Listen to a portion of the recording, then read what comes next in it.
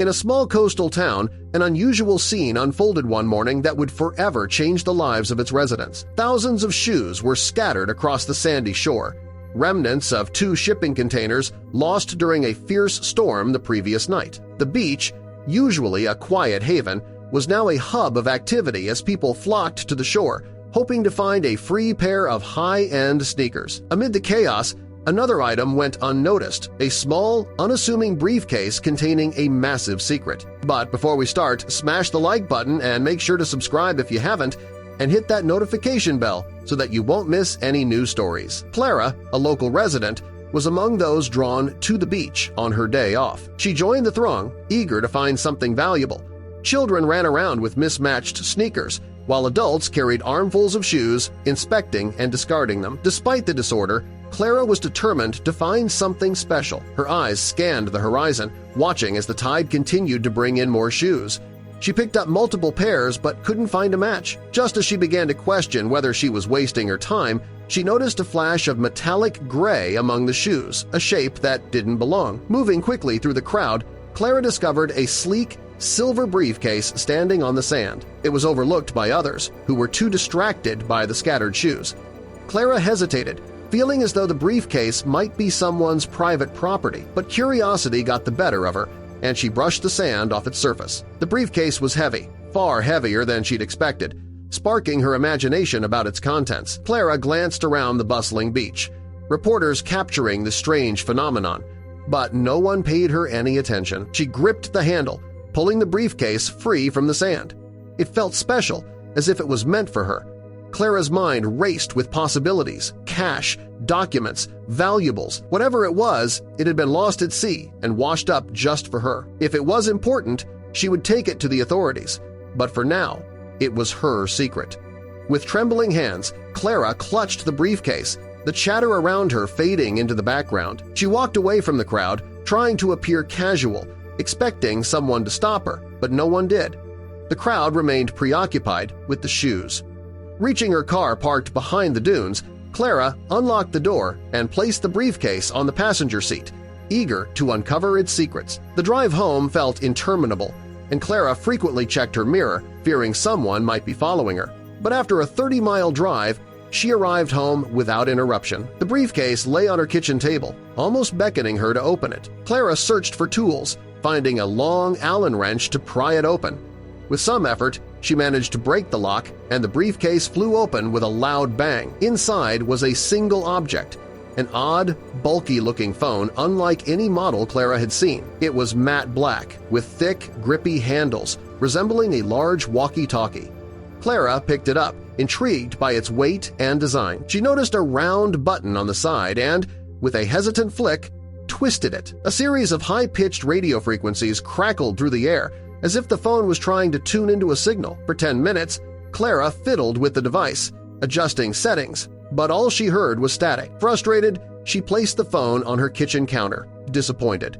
Perhaps it was broken, or maybe it was something she would never understand. Clara was about to leave when she heard a faint voice from the device, calling for help. Startled, she picked it up and responded, introducing herself. The voice belonged to Benjamin, who urgently needed assistance. Although she had no idea who Benjamin was or how he contacted her, the desperation in his voice compelled her to listen. He pleaded with Clara to take the phone to the authorities, as he was in danger and needed her help. Despite her hesitation, Clara believed him and promised to assist. Determined to help, Clara drove straight to the police station with the briefcase containing the phone. She quickly explained the situation to the officers, who initially listened calmly. However, their demeanor changed when Benjamin's voice crackled through the phone, repeating his story. Realizing the seriousness of the situation, the police immediately took action, calling the Coast Guard and devising a plan. They asked Clara to join the mission to help re-establish contact with Benjamin if necessary. Although nervous, Clara agreed, feeling a responsibility to help. Clara was instructed to remain on the ship during the operation. Within an hour, the police and Coast Guard were ready, and they set out to sea.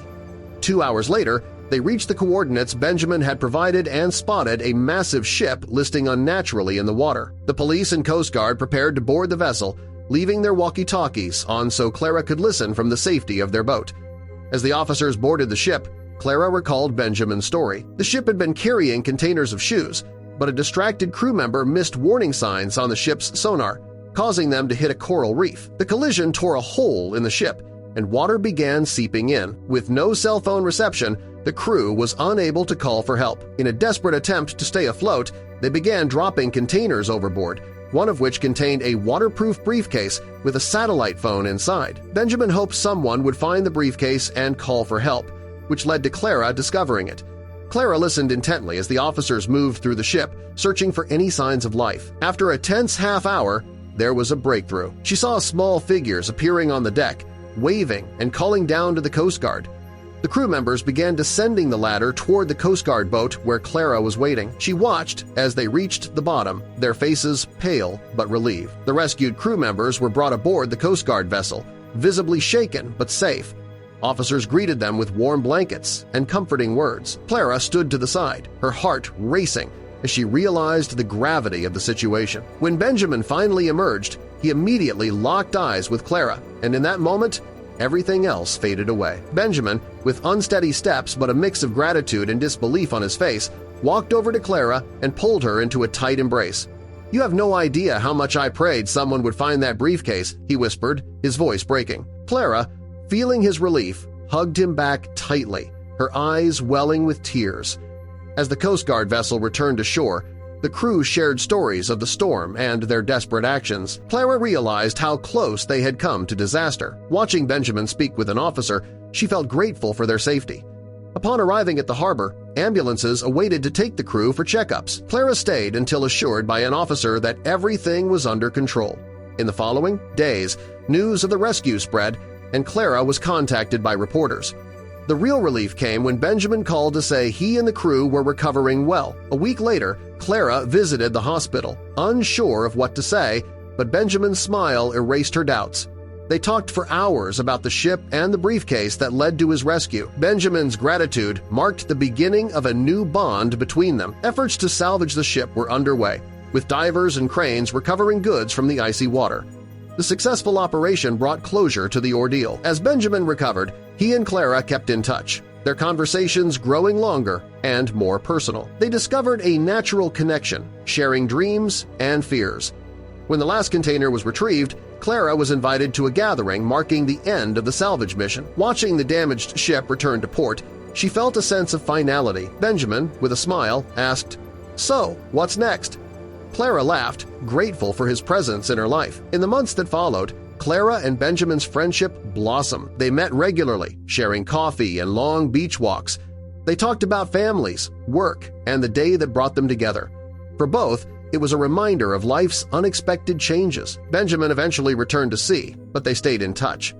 Whenever nearby, he visited Clara, and she joined him on short voyages, learning more about the ocean. Their friendship, a testament to resilience and trust, grew despite the distance. What began as a chance discovery led to a cherished lifelong bond, a gift from the sea.